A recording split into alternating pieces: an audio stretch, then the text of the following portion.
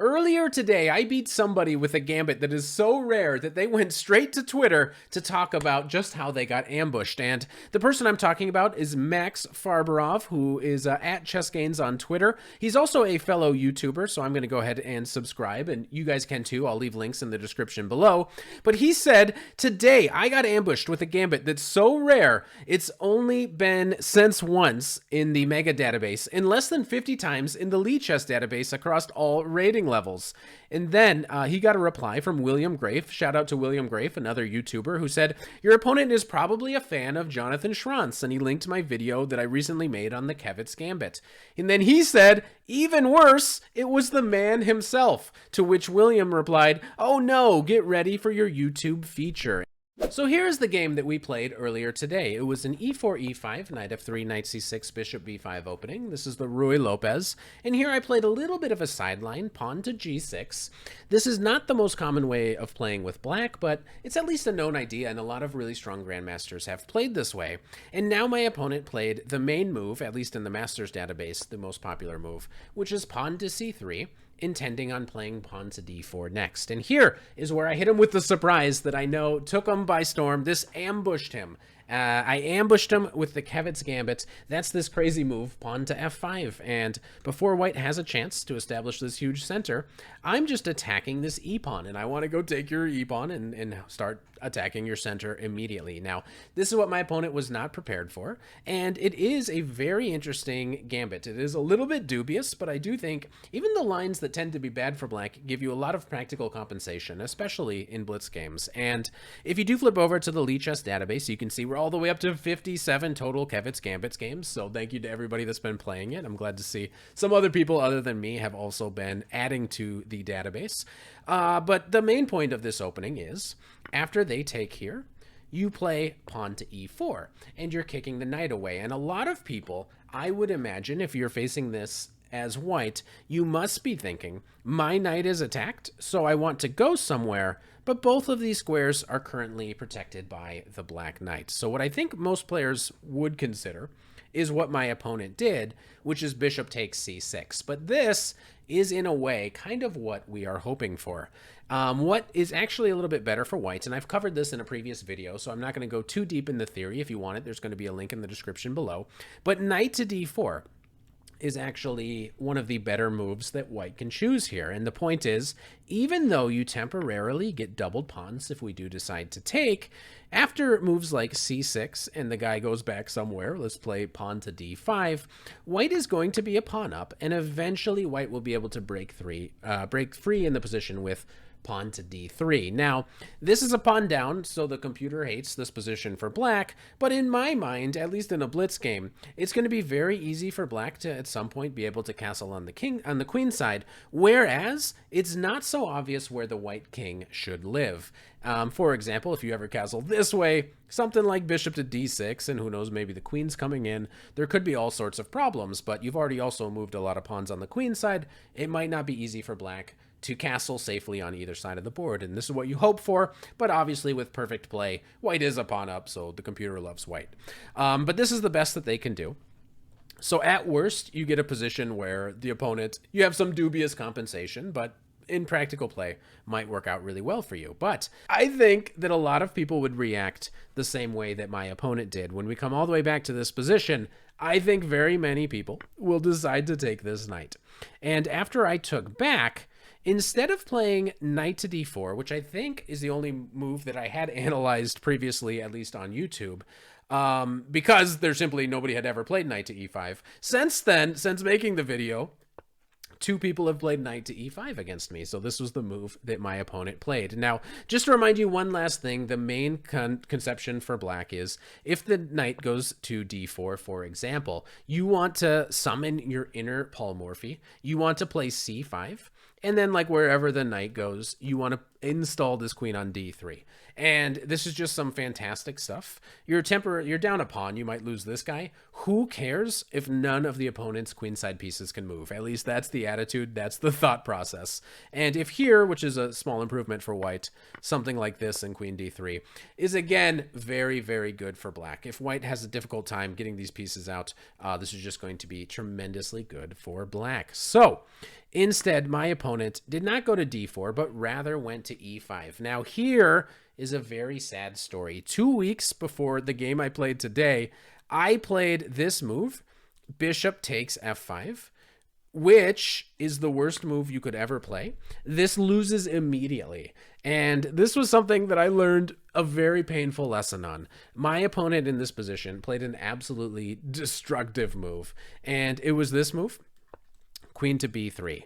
Not only attacking my b pawn, but also threatening a checkmate. And if, you don't like me or you need some reason to make fun of me for some reason, for some sick, psychotic reason, check this out. I played here and I lost in 9 moves. So this was a very painful, embarrassing moment that I just simply got checkmated in a 3-minute game. I probably had plenty of time. I could have figured it out. But since I had that in my mind, I knew that when I played my opponent, he went here.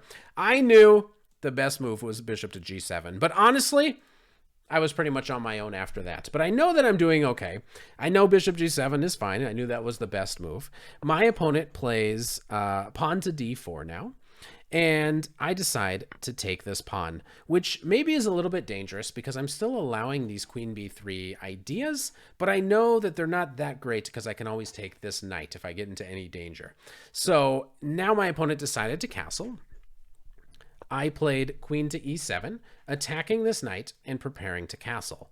He played queen to b3, but now it's not particularly dangerous because I'm going to be able to get castled just in time. So the opponent played all the right moves, but I feel like I've gotten a very reasonable position out of the opening.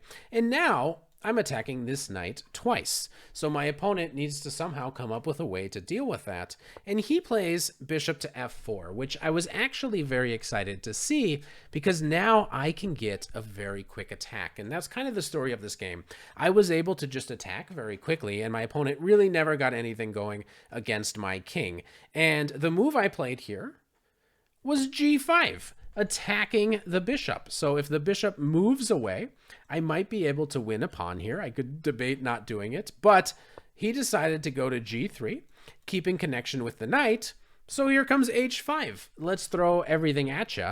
And now he's going to have to do something in order to save his bishop. Well, he was a little bit sneaky and played queen to a4, so that now if I go here, which I did not do, he would be able to take this. Notice how the knight is protecting this square. I probably got to take this knight now, but then this bishop gets out. This doesn't look like it's going to end up very good for me, so not bothering with that.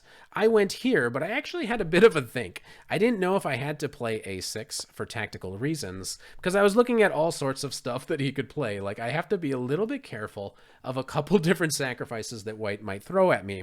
And the one I was worried that I was going to overlook at some point was this move. I never wanted to miss the idea of queen takes c6 with the idea that if I take back, I'm getting forked and losing some material.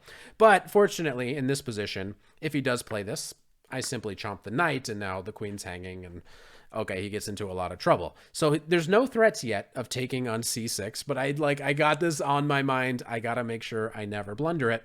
And now he plays h3 so that I don't trap his bishops, but I go here anyway. He backs up, and I play knight to h6 because I just want to play pawn to g4. I want to just get the attack, and it really looks clear to me at this point. My attack is very close to landing. I'm going to play g4 next, and white is not close to coming up with an attack against my king.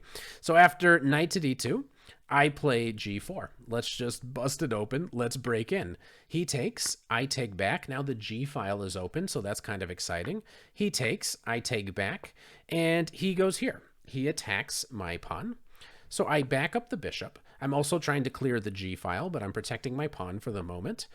Here comes b4, and now white is suddenly actually making some threats, like he's going to play b5, and he's going to try to open up on my side of the board. So I want to be a little bit quick. I play bishop to h6. I move the bishop out of the way because my next move is to move my rook. And I also attack the knight, so the knight's got to go somewhere. Knight comes into c4. It's trying to get a little bit closer to my king, so I got to worry about that.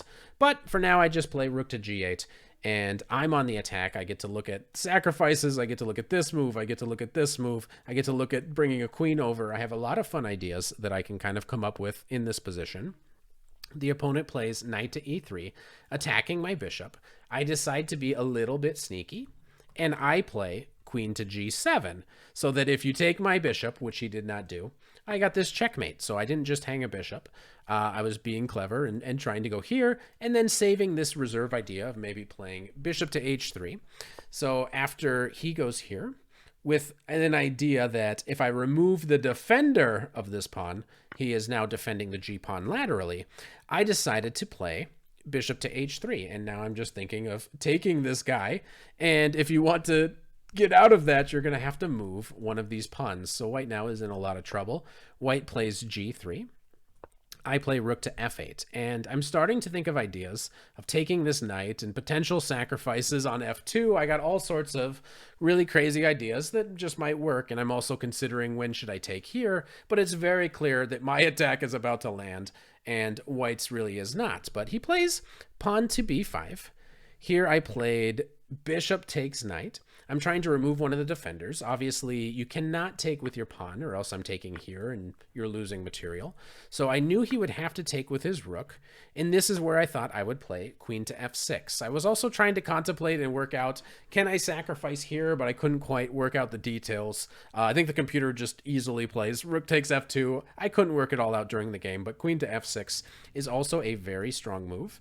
I'm attacking this pawn, and it's not easy for white to defend. Like, this rook can't really come to help, and if this is he plays here, you'll see what happened in the game. It was very quick. You can possibly play queen to c2. This would have been the best way to continue, but there was a little bit of mild time pressure, plus also the position has been difficult and he's been defending well so far. But queen to c2 would have been the way to do it, where I think I can probably take this, or I can even do some sort of remaneuvering, try to play for an attack, or just simply take the pawn. I would have had to decide if I got here. But unfortunately, he played rook to e2. I brought the queen in, and he had to resign because it's not going to be easy to stop me from checkmating you on the next move. So thank you to my opponent for the game. I'll definitely leave a link to his YouTube channel, to his Twitter. You can follow him, and then make sure you subscribe to me as well. Okay, bye.